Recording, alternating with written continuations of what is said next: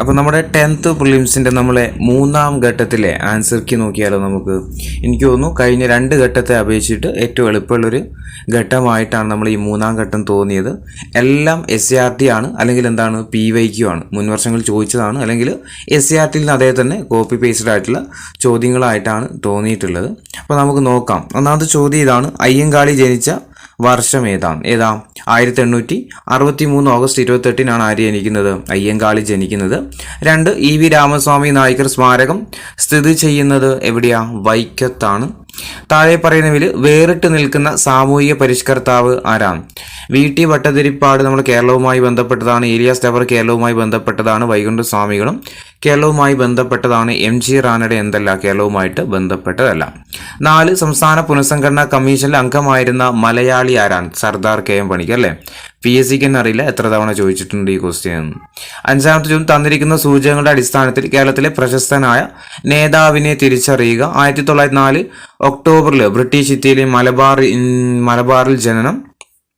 1927 Indian national കോൺഗ്രസിൽ ചേർന്നു. പിന്നീട് കമ്മ്യൂണിസ്റ്റ് പാർട്ടിയിൽ അംഗമായി. എൻ്റെ ജീവിതകഥ അദ്ദേഹത്തിൻ്റെ ആത്മകഥയാണ്. ഇത് മതിയല്ലോ ആൻസർ കിട്ടാൻ. ആരാം? AK ഗോപാലനാണ്. 6-ാമത്തെ ചോദ്യം: ഗാന്ധിയും അരാജകത്വവും എന്ന കൃതി എഴുതാരാ? C ശങ്കരൻ നായർ, അല്ലെങ്കിൽ ചേറ്റൂർ ശങ്കരൻ നായരാണ്. 7-ാമത്തെ ചോദ്യം: ഫത്തുഹുൽ മുബീൻ എന്ന അറബി കാവ്യത്തെ പറ്റിയിട്ട് തന്നിരിക്കുന്നതിൽ ശരിയായിട്ടുള്ള പ്രസ്താവനകൾ ഏതൊക്കെയാണെന്ന് കണ്ടുപിടിക്കുക.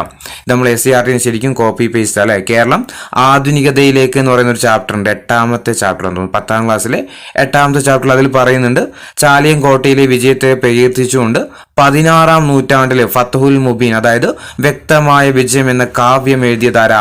കാസി മുഹമ്മദ് ആണ്. അപ്പോൾ ഒന്നാമത്തെ എന്താ? കവി കാസി മുഹമ്മദ് ശരിയാണ്. സാമൂതി രാജാവിനെ പ്രകീർത്തിക്കുന്ന പരാമർശമുണ്ട്. അതിലൊരു വരിയും കൊടുത്തിട്ടുണ്ട് ആ ചാപ്റ്ററിൽ. എന്തായിരുന്നു? ഇസ്ലാം മതത്തിനും ഹിന്ദുധർമ്മത്തിനും വേണ്ടിയൊരുപോലെ പോരാടിടും ഹിന്ദുവായുള്ളൊരു രാജാവിനെ കണ്ടുപഠിക്കുവിൻ സുൽത്താൻമാരെ. അപ്പോൾ എന്ത് ചെയ്യുന്നുണ്ട്? സാമൂതി രാജാവിനെ അതിൽ പരാമർശിക്കുന്നുണ്ട്. അപ്പോൾ അതും ശരിയാണ്. ജാതി വ്യവസ്ഥയെക്കുറിച്ചൊന്നും പറയുന്നില്ല. 17-ാം നൂറ്റാണ്ടിലല്ല. ഏത് നൂറ്റാണ്ടില? 16-ാം നൂറ്റാണ്ടിലാണ്. അപ്പോൾ ശരിയായത് 1ഉം 2ഉമാണ് അല്ലേ. അപ്പോൾ ഓപ്ഷൻ A ആണ് 1ഉം 2ഉം ശരിയാണ്.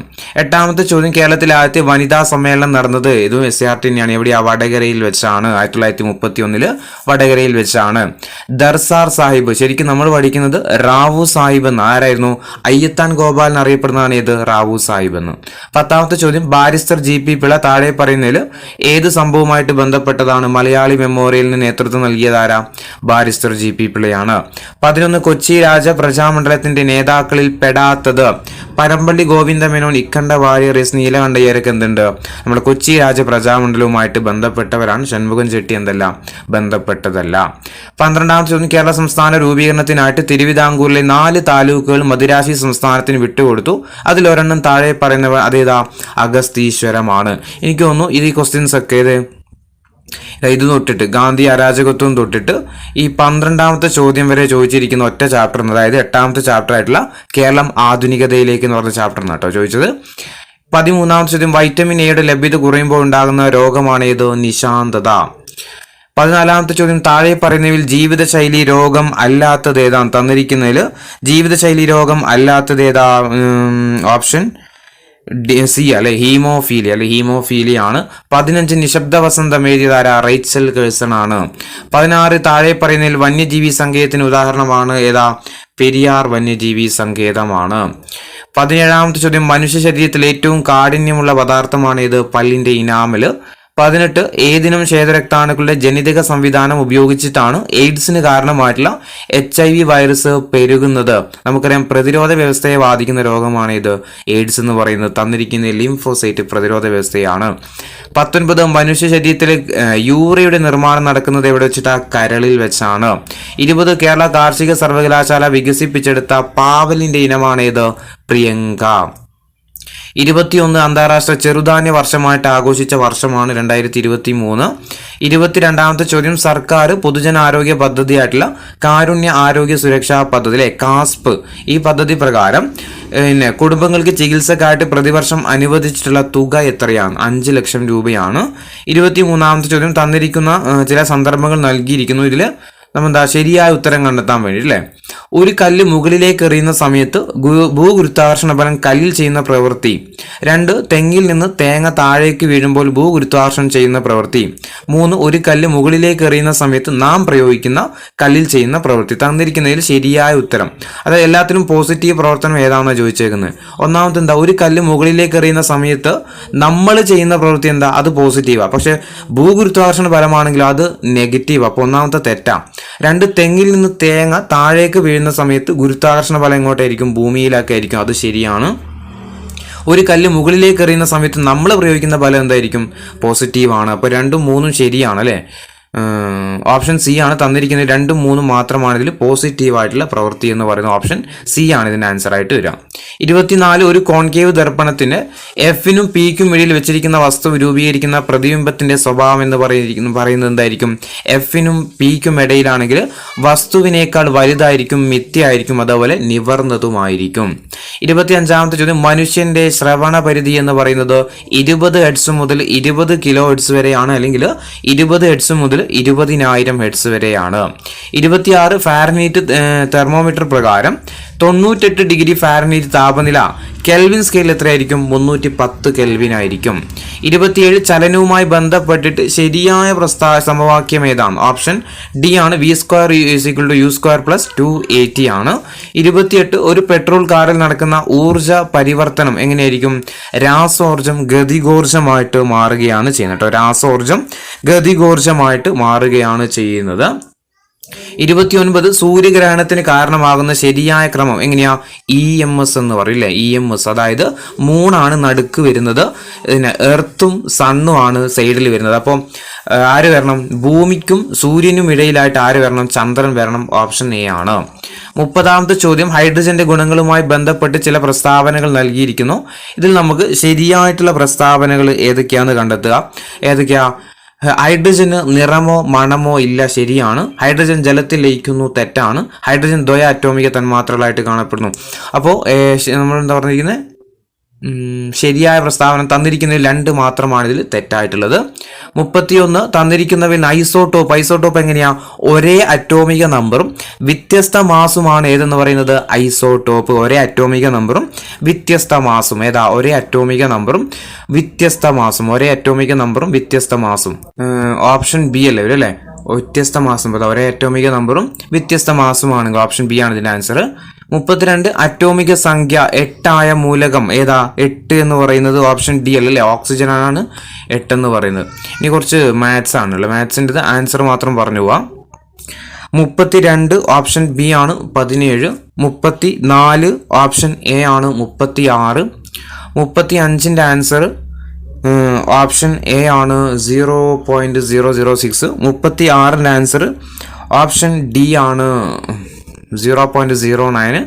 37ന്റെ ആൻസർ വരുന്നത് ഓപ്ഷൻ എ ആണ് 312 kilometre. 38 option B 13. 39 option C ആണ് 1344. 40ന്റെ ആൻസർ വരുന്നത് ഓപ്ഷൻ ബി ആണ് 37/16. 41 ഓപ്ഷൻ സി 47. 42ന്റെ ആൻസർ വരുന്നത് ഓപ്ഷൻ ഡി ആണ്, ഓപ്ഷൻ ഡി 315 ആണ്. 43 ഓപ്ഷൻ എ ആണ്. 44 ഓപ്ഷൻ ബി 31. 45ന്റെ ആൻസർ വരുന്നത് ഓപ്ഷൻ എ ആണ് 730. 46ന്റെ ആൻസർ വരുന്നത് ഓപ്ഷൻ ഡി ആണ് 196. 47 ഓപ്ഷൻ ബി 23. 48ന്റെ ആൻസർ വരുന്നത് ഓപ്ഷൻ ഡി ആണ് 1/6 ആണ്. 49 ഓപ്ഷൻ സി 13 മീറ്റർ. 50ന്റെ ആൻസർ വരുന്നത് പുസ്തകം, ലൈബ്രറി, സിനിമ, തിയേറ്ററിൽ പോയിട്ട് കാണാം നമുക്ക്. 51ന്റെ ആൻസർ വരുന്നത് ഓപ്ഷൻ 51 ഓപ്ഷൻ സി ആണ്, അമ്മാവനാണ്. ഓപ്ഷൻ സി അമ്മാവനാണ്. 52ന്റെ ആൻസർ വരുന്നത് 52 ഓപ്ഷൻ എ ആണ്, 19 ആണ്. 53ന്റെ ആൻസർ വരുന്നത് ആരാ? ഇന്ത്യയുടെ ഭാവി നിർണ്ണയിക്കുന്ന ഇന്ത്യയുടെ ക്ലാസ് മുറികളാന്ന് പറഞ്ഞത് ആരാ? DS കോത്താരി. ഇതൊക്കെ എവിടെയുള്ളതാണ്? നമ്മുടെ SCRT ക്വസ്റ്റ്യൻസ് അല്ലേ. ലോകമെമ്പാടും മനുഷ്യാവകാശ ദിനമായിട്ട് ആചരിക്കുന്നത് ഡിസംബർ 10. ഫ്രാൻസ് തുമ്മിയ യൂറോപ്പിനാകെ ജലദോഷം പിടിക്കും. മെറ്റേണിക്ക്. കടത്തനാടൻ സിംഹം. ഇതൊരു വെറൈറ്റി ചോദ്യമായിരുന്നു. ആരാ? കുറുളി ചേകൻ കേട്ടോ, കുറുളി ചേകനാണ്. ഇതൊരു വെറൈറ്റി ക്വസ്റ്റ്യൻ ആയിരുന്നു. 57 രാജ്യത്തെ ആദ്യ സമ്പൂർണ്ണ ഡിജിറ്റൽ കോടതി കേരളത്തിൽ ഏത് ജില്ലയിലാണ്? കൊല്ലം ജില്ലയിലാണ്.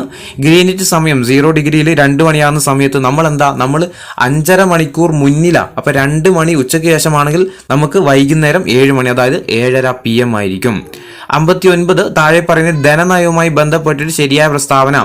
ഈ ധനം നടപ്പിലാക്കുന്നത് ബജറ്റിൽ കൂടിയാണ്. ശരിയല്ലേ? ധനമാണെങ്കിൽ നമ്മുടെ സർക്കാർ, അതിപ്പം പണമാണെങ്കിൽ ആരായിരിക്കും? RBI അല്ലേ. ധനം നമ്മുടെ ധനകാര്യ വകുപ്പ്, അതായത് സർക്കാർ. പണമാണെങ്കിൽ ആരാ? RBI ആണ്. അപ്പോൾ നടപ്പാക്കുന്നത് ബജറ്റിൽ കൂടിയാണ്. പൊതുകടം, പൊതുചെലവ്, പൊതു വരുമാന നിധിയെ സംബന്ധിച്ച് സർക്കാർ നയമാണ്. ധനനയത്തിന്റെ ലക്ഷ്യങ്ങളൊന്നാണ് അനാവശ്യ ചെലവുകൾ നിയന്ത്രിക്കുക. 3 പ്രസ്താവനകളും ശരിയാണ്.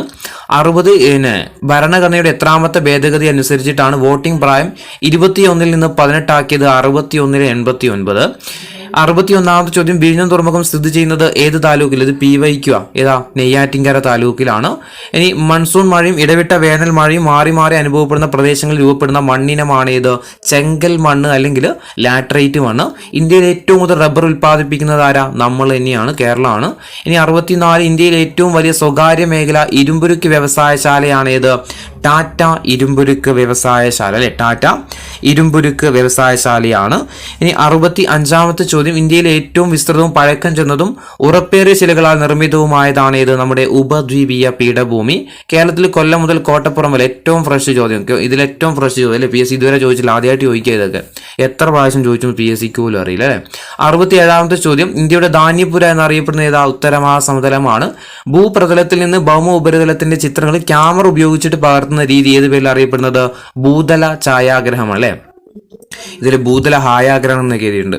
69 ഇന്ത്യയുടെ ഏറ്റവും തെക്കേ അറ്റത്താണ് ഇത്? ഇന്ദിരാ പോയിന്റ്. 70 ഇന്ത്യയുടെ കാലാവസ്ഥയെ സ്വാധീനിക്കാത്ത ഘടകം ഏതാ? അക്ഷാംശീയ സ്ഥാനം സ്വാധീനിക്കുന്നുണ്ട്, പശ്ചിമ അസ്വസ്ഥതയും സ്വാധീനിക്കുന്നുണ്ട്, ഭൂപ്രകൃതി സ്വാധീനിക്കുന്നുണ്ട്, സമുദ്ര സാമീപ്യവും സ്വാധീനിക്കുന്നുണ്ട്. ഇനി PSCയുടെ ആൻസർ വന്നാൽ ഏതാണെന്നുള്ളത് മനസ്സിലാവും. 71 പടിഞ്ഞാറൻ തീരസമുദ്രവുമായി ബന്ധപ്പെട്ടിട്ട് ശരിയായ പ്രസ്താവന. നമ്മുടെ SCRTയിൽ 2 കോളായിട്ട് പടിഞ്ഞാറൻ തീരസമുദ്രം, കിഴക്കൻ തീരസമുദ്രത്തെ കുറിച്ചും പറയുന്നുണ്ട് അല്ലെ. അതിൽ താരതമ്യേന വീതി കുറവെന്ന് പറയുന്നത് എവിടെയാ? പടിഞ്ഞാറൻ തീരസമുദ്രത്തിലാണ്. ശരിയാണ്. ബംഗാൾ ഉൾക്കടലും പൂർവ്വഘട്ടത്തിനും ഇടയിലായിട്ട് സ്ഥിതി ചെയ്യുന്നത് ഏതാ? അത് കിഴക്കൻ തീരസമുദ്രമാണ്. അപ്പോൾ ഇത് തെറ്റാണ്. 3 റാൻ ഓഫ് കച്ച് മുതൽ കന്യാകുമാരി വരെ സ്ഥിതി ചെയ്യുന്നു. ശരിയാണ്. വീതി താരതമ്യേന കൂടുതലാണ് ഇവിടെ. പിന്നെ കിഴക്കൻ തീരസമുദ്രത്തിൽ കുറവാണ് ഇവിടെ പടിഞ്ഞാറ്. അപ്പം നമ്മളോട് പറഞ്ഞത് പടിഞ്ഞാറൻ തീരസമുദ്രവുമായി ബന്ധപ്പെട്ടിട്ട് ശരിയായത്. അപ്പോൾ 1ഉം 3ഉമാണ് ഇതിൽ ശരിയായിട്ടുള്ള പ്രസ്താവന, ഓപ്ഷൻ സി. 72 ഇന്ത്യയിൽ ഏറ്റവും ഉയരം കൂടിയ കൊടുമുടി ഏതാ? മൗണ്ട് കെ2 ആണ് ഇന്ത്യയിൽ ഏറ്റവും ഉയരം കൂടിയത്. തന്നിരിക്കുന്നതിൽ ഏതാ? കാഞ്ചൻജംഗ സിക്കിമിൽ സ്ഥിതി ചെയ്യുന്നതാണ്, ഓപ്ഷൻ സി. 73 ചുവടെ പറയുന്നതിൽ സാമൂഹ്യ പരിഷ്കർത്താവായ അയ്യങ്കാളിയുമായി ബന്ധമില്ലാത്തത് അല്ലെ. കല്ലുമാല സമരത്തിന് നേതൃത്വം നൽകി. ശരിയാണ്. തെക്കേ ഇന്ത്യയിൽ ആദ്യമായിട്ട് കണ്ണാടി പ്രതിഷ്ഠ നടത്തി. തെറ്റാണ്. പിന്നാക്ക ജാതിക്കാർക്ക് സ്കൂൾ വിദ്യാഭ്യാസം. ശരിയാണ്. അപ്പോൾ തെറ്റല്ലേ പറഞ്ഞത്? അപ്പോൾ 2 മാത്രമാണ്, ഓപ്ഷൻ എ 2 മാത്രം. 74 തിരുക്കൊച്ചി സംസ്ഥാനം രൂപീകൃതമായത് 1949 ജൂലൈ 1. 1914 ഗാന്ധിജി പങ്കെടുത്ത നീലം കർഷകരുടെ സമരമാണ് ചമ്പാരൻ. ബനാറസ് സംസ്കൃത കോളേജ് ആരാ? ജോനഥാൻ ഡെങ്കനാണ്. താഴെ പറയുന്നതിൽ ഗാന്ധി ഇർവിൻ ഉടമ്പടിയുമായിട്ട് ബന്ധമില്ലാത്തത്. നിയമലംഘന പ്രസ്ഥാനം പിൻവലിക്കുമെന്ന് പറഞ്ഞിട്ടുണ്ടായിരുന്നു. പ്രവിശ്യകളിലെ ദ്വിഭരണം ഇതൊന്നുമായിട്ട് ഒരു ബന്ധമില്ല. രാഷ്ട്രീയ തടവുകാരെ മോചിപ്പിക്കുമെന്ന് പറഞ്ഞിട്ടുണ്ടായിരുന്നു. അപ്പോൾ 2 മാത്രം. അങ്ങനെ ഓപ്ഷൻ ഉണ്ട്, ഓപ്ഷൻ സി ആണ്, 2 മാത്രമാണ്. 78ാമത്തെ ചോദ്യം, സാമൂഹ്യ പരിഷ്കർത്തായ പ്രസ്ഥാനമായ ആത്മവിദ്യാസംഘമായ വാഗ്ഭടാനന്ദൻ 2024 എഴുത്തച്ഛൻ പുരസ്കാരം നേടിയത്. 2024 എഴുത്തച്ഛൻ പുരസ്കാരം നേടിയത് ആരായിരുന്നു? NS മാധവൻ അല്ലെ, ഓപ്ഷൻ എ ആണ്. സാമൂഹ്യ പരിഷ്കരണ പദ്ധതിയായ യോഗ്യശ്രീ അടുത്തിടെ നടപ്പിലാക്കിയ സംസ്ഥാനം ഏതാ? പശ്ചിമ ബംഗാൾ. ഇത് പഠിച്ചവർക്ക് കിട്ടുള്ളൂ. 81 ആധുനിക തിരുവിതാംകൂറിന്റെ സ്ഥാപകൻ എന്ന് വിളിക്കുന്നത് ആരെയാ? മാർത്താണ്ഡവർമ്മയാണ്. 82 2024 സാഹിത്യത്തിന് നൊബേൽ സമ്മാനം ലഭിച്ചത് ഹാൻകാങ്ങിനാണ്. 83 താഴെ പറയുന്നതിൽ ഇന്ത്യൻ ഭരണഘടനയിൽ നിലവിലുള്ള മൗലിക അവകാശങ്ങളുടെ പട്ടികയിൽ ഉൾപ്പെടാത്തത്. കണ്ണും പൂട്ടിയതും നമ്മൾ ഏതാ? സ്വകാര്യ സ്വത്തിനുള്ള അവകാശം. കാരണം എത്ര പ്രാവശ്യം ചോദിച്ചു അല്ലേ. 84ാമത്തെ ചോദ്യം, ഇന്ത്യൻ ഭരണഘടനയിൽ മൗലിക കടമകൾ എവിടുന്നാണ് കടമെടുത്തത്? റഷ്യയിൽ നിന്നല്ലേ, സോവിയറ്റ് യൂണിയനിൽ നിന്നാണ്. 85 താഴെ പറയുന്ന ഇന്ത്യൻ ദേശീയ ഗാനവുമായി ബന്ധപ്പെട്ടിട്ട് തെറ്റായ പ്രസ്താവന. ദേശീയ ഗാനം 51 സെക്കൻഡ് അല്ല 52 സെക്കൻഡ്. ഒന്ന് തന്നെ തെറ്റാണ്. അപ്പോൾ ഒന്നില്ലാത്തതൊക്കെ നമുക്ക് എന്ത് ചെയ്യാം, വെട്ടി കാണാം. വേണ്ട, എല്ലാം ഒന്നുകൂടി വായിച്ചാൽ 1911 കൊൽക്കത്ത സമയത്ത് ജനഗണമന ആദ്യമായിട്ട് ആലപിച്ചത് മാലിനി ചൗധരിയാണ്. തെറ്റാണ്. നൊബേൽ സമ്മാന ജേതാവായ ബംഗാളി കവി ബങ്കിം ചന്ദ്ര ചാറ്റർജിയുടെ കവിത വരികളിലാണ് ദേശീയ ഗാനത്തിൽ ഉൾപ്പെട്ടിരിക്കുന്നത്. തെറ്റാണ്. ഒക്കെ എന്താണ് തെറ്റായിട്ടുള്ള പ്രസ്താവനയാണ്. 86 ഇന്ത്യയുടെ മുഖ്യ വിവരാവകാശ കമ്മീഷനെ നിയമിക്കുന്നത് ആരായിരിക്കും? രാഷ്ട്രപതിയാണ്. 87 താഴെ